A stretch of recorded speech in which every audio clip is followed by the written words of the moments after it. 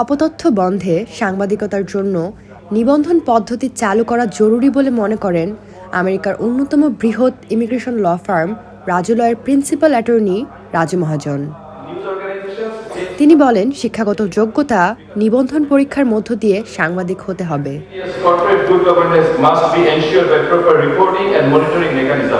ঢাকার একটি হোটেলে এক আন্তর্জাতিক সম্মেলনে truth in the crossfire navigation journalism in the age of disinformation শীর্ষক আলোচনায় অংশ নিয়ে রাজু মহাজন এসব কথা বলেন।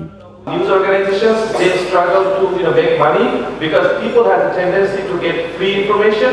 বেসরকারি গবেষণা প্রতিষ্ঠান সেন্টার ফর গভর্নেন্স স্টাডিজ বে অব বেঙ্গল কনভারসেশন 2024 নামে এই 3 দিন ব্যাপী সম্মেলনের আয়োজন করে। People also have responsibility to pay for the source of the information so that attorney Raju Mahajan বলেন, সাংবাদিকতার জন্য নির্দিষ্ট গাইডলাইন করতে হবে, তারা এর বাইরে যাবে না।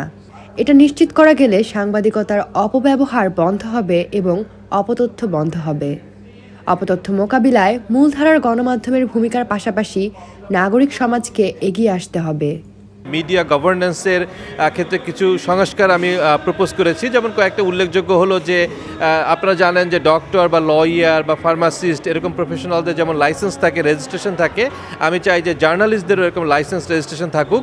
আবার যারা নন প্রফিট যেসব মিডিয়া আছে সেইগুলো যাতে বেশি বেনিফিট পায় সরকারের কাছ থেকে, ট্যাক্স বেনিফিট সহ অন্যান্য বেনিফিট, সেগুলো নিয়ে আলোচনা করেছি। আবার যেগুলি ফর প্রফিট মিডিয়া আছে তাদের গভর্নেন্সটা যাতে ভালো হয়, গুড গভর্নেন্স এনশিওর করা যায় সে বিষয় নিয়ে কাজ করার জন্য আমি অনুরোধ করেছি। বাংলাদেশ বেতার সেটি যাতে এনপিআর মডেলে পরিচালিত হতে পারে এবং টেকনোলজি ইউজ করে মানুষের কাছে পৌঁছে যেতে পারে সে বিষয়টা আমি প্রপোজ করেছি। এবং ফাইনালি বাংলাদেশ টেলিভিশন যেটা বিটিভি, আমার কাছে মনে হয় বিটিভিটা একেবারেই টাকা পয়সার অপচয় হয়, বিটিভিটা বন্ধ করে দেওয়া উচিত, সেটা নিয়ে আমি আলোচনা করেছি। সব মিলিয়ে একটা খুবই প্রাণবন্ত আলোচনা ছিল, অনেক দর্শকরা ছিল, সবাই অনুপ্রাণিত হয়েছে, ভালো লেগেছে।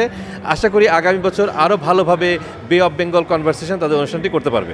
আলোচনায় আরও অংশ নেন ভারতীয় গণমাধ্যম দ্য ওয়ারের প্রতিষ্ঠাতা সম্পাদক সিদ্ধার্থ ভারাদারাজন, তথ্য ব্যবস্থায় প্রযুক্তির প্রভাব নিয়ে গবেষণাকারী প্রতিষ্ঠান ডিজিটালি রাইটের ব্যবস্থাপনা পরিচালক মিরাজ আহমেদ চৌধুরী, ক্যান্ডিড ফাউন্ডেশনের পরিচালক ও জেনিথ ম্যাগাজিনের সম্পাদক লিও উইগার এবং ইউএনজেপি বাংলাদেশের সিনিয়র গভর্নেন্স স্পেশালিস্ট শিলা তাসনিম হক। অনুষ্ঠানটি সঞ্চালনা করেন ইতালি ভিত্তিক ডিজিটাল কনসাল্টিংয়ের কর্মকর্তা লরা লরাচ্চিয়া। আয়োজকেরা বলেন, অপতথ্য এখন বৈশ্বিক সমস্যা। অপতথ্য ছড়ানোর উৎসে থাকে সরকার, ক্ষমতা ও টাকা। এটা খুব দ্রুত ছড়ায় এবং সঠিক তথ্যকে প্রভাবিত করে।